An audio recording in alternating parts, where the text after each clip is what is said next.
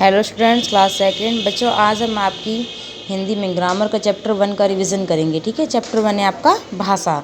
तो भाषा के चैप्टर में सबसे पहले बात आती है बच्चों की भाषा कहते किसे हैं या भाषा क्या होती है। ठीक है, तो भाषा किसे कहते हैं? अपनी बात दूसरों तक पहुँचाना और दूसरों की बात समझना क्या कहलाता है? भाषा कहलाता है। ठीक है, क्या? अपनी बात दूसरों तक पहुँचाना और दूसरों की बात समझना भाषा है। ठीक है, यानी कि भाषा से क्या होता है कि भाषा से हम अपनी बात दूसरों तक पहुंचाते हैं और दूसरों की बातों को समझते हैं। ठीक है, इसके बाद बात आती है बच्चों भाषा के रूप। भाषा के रूप या भाषा के भेद। भाषा के कितने रूप हैं? वैसे तो बच्चों भाषा के 3 रूप बताए गए हैं। कितने बताए गए? 3, मौखिक, लिखित और सांकेतिक। लेकिन क्योंकि सांकेतिक भाषा जो है उसका व्याकरण में ज्ञान नहीं कराया जाता है, क्योंकि कई बार संकेत बात को पूरी तरह स्पष्ट नहीं कर पाते, इसलिए भाषा के 2 ही रूप माने जाते हैं। कौन कौन से? मौखिक भाषा और लिखित भाषा, या मौखिक रूप और लिखित रूप। मौखिक रूप में क्या होता है? सामने वाला अपनी बात को बोलकर कहता है और हम उसे सुनकर समझते हैं। यानी कि जब कोई अपनी बात को बोलकर कहता है और सामने वाला उसे सुनकर समझता है, इसमें क्या होता है कि सामने वाला मौखिक रूप में बोलकर कहता है। जब हमें कोई अपनी बात बोलकर बताता है तो हम लोग उसे सुनकर समझते हैं। जैसे मैं आपको बोलकर बता रही हूँ, आप लोग सुनकर समझ रहे हैं, तो ये कौन सी भाषा है? मौखिक भाषा। ठीक है, मौखिक रूप। और वहीं जब मैं आपको कोई अपनी बात ब्लैक बोर्ड पर लिख कर बताऊँगी तो आप उसे ब्लैक बोर्ड से पढ़कर समझेंगे। यानी कि लिख कर बताना और पढ़कर समझना कौन सा रूप है? लिखित रूप। ठीक है, तो भाषा किसे कहते हैं? अपनी बात दूसरों तक पहुँचाना और दूसरों की बात समझना भाषा है। ठीक है, भाषा से हम अपनी बात दूसरों तक पहुंचाते हैं और दूसरों की बात समझते हैं। जब कोई बोलकर अपनी बात बताता है तो हम उसे कैसे समझते हैं? सुनकर समझते हैं। और जब कोई लिखकर अपनी बात बताता है तो हम उसे कैसे समझते हैं?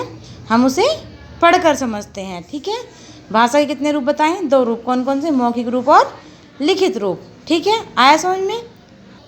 इसके बाद चैप्टर 2 की रिवीजन देखते हैं। वर्णमाला। वर्णमाला यानी कि ध्वनि, वर्णों को अक्षर भी कहा जाता है। क्या कहा जाता है? वर्णों को अक्षर भी कहा जाता है। ठीक है, ध्वनि चिन्ह को वर्ण या अक्षर कहते हैं। किसको कहते हैं? ध्वनियों के चिन्ह को वर्ण या अक्षर कहते हैं। और वर्णों के समूह क्या कहते हैं?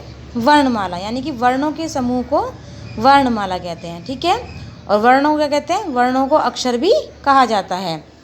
जिस प्रकार एक फूल पिरोने से फूलमाला बनती है, उसी प्रकार सब वर्ण सजोने से वर्णमाला बनती है। ओके बच्चों, हिंदी की वर्णमाला में 2 प्रकार के वर्ण हैं। कितने प्रकार के वर्ण हैं हिंदी की वर्णमाला में?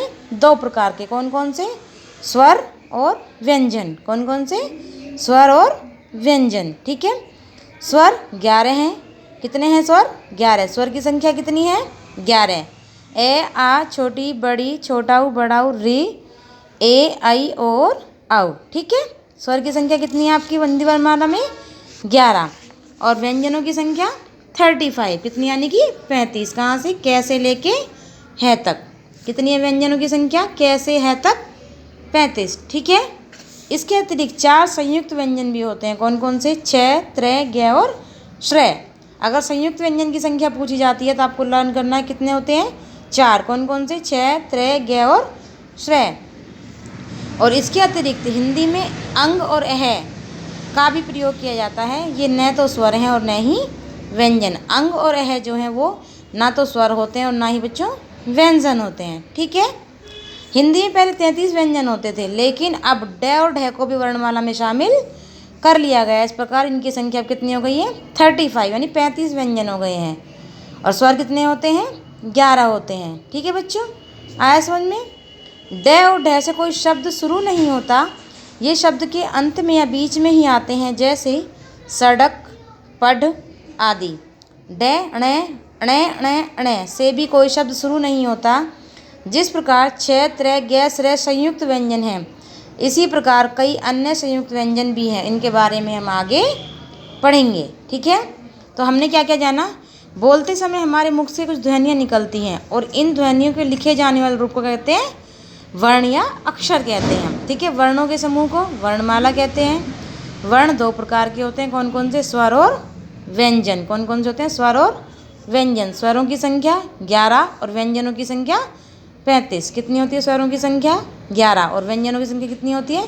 35। वर्णमाला में शामिल न, ण, ण, ड और ढ से कोई शब्द शुरू नहीं होता। ठीक है, आया समझ में? चैप्टर 1 और 2 की हमने रिवीजन की, ये आपको अच्छे से लर्न करना है। ओके बच्चों, आज के लिए इतना ही। थैंक यू बच्चों।